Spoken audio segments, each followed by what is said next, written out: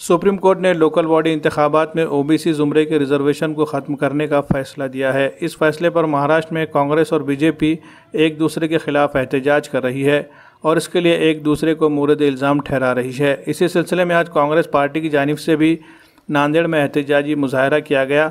राजश्री शाहू महाराज के यौम पैदाइश के ज़िमन में यह एहतजाजी मुजाहरा किया गया। इसमें रियासत के काबीनी वज़ीर और नांदेड़ के इंचार्ज वज़ीर अशोक चौहान ने बतौर ख़ास शिरकत की।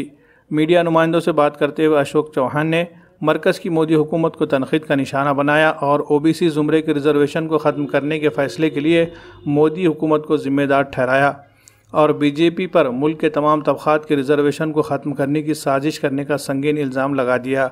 वाज़ेह है कि लोकल बॉडी इंतखाबात में ओबीसी ज़ुमरे के रिजर्वेशन का मामला सुप्रीम कोर्ट में चल रहा था। अदालत ने मरकज़ी हुकूमत से ओबीसी ज़ुमरे में शामिल अफराद की तादाद और उनकी समाजी माशी सूरत हाल की तफसीलात पेश करने के अहकाम दिए थे। मरकज़ी हुकूमत ने वो पेश नहीं किए, जिसकी वजह से अदालत ने लोकल बॉडी इंतखाबात में ओबीसी ज़ुमरे के रिजर्वेशन को मनसूख करने का फ़ैसला दिया है। सर्वधर्म समभाव आणि सामाजिक समता हा विचार देणाऱ्या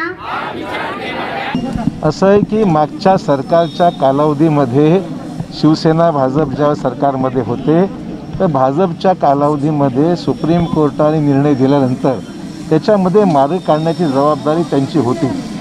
त्यांनी काही केलं नाही आणि फक्त नागपूर जिल्हा परिषदेच्या वगैरे मुदती वाढवून दिल्या आणि निवडणुका घेतल्या नाहीत। मधल्या काळामध्ये जी कायदेशीर प्रक्रिया पूर्ण करायची होती ती काही त्यांनी केली नाही।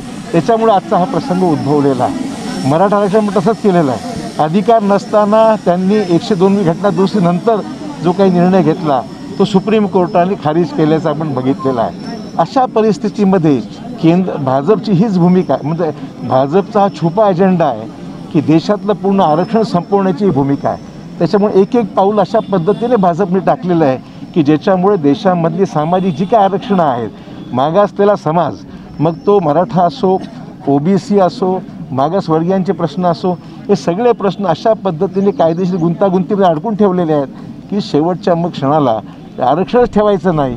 हा भाजपचा छुपा अजेंडा आज देशामधला आहे।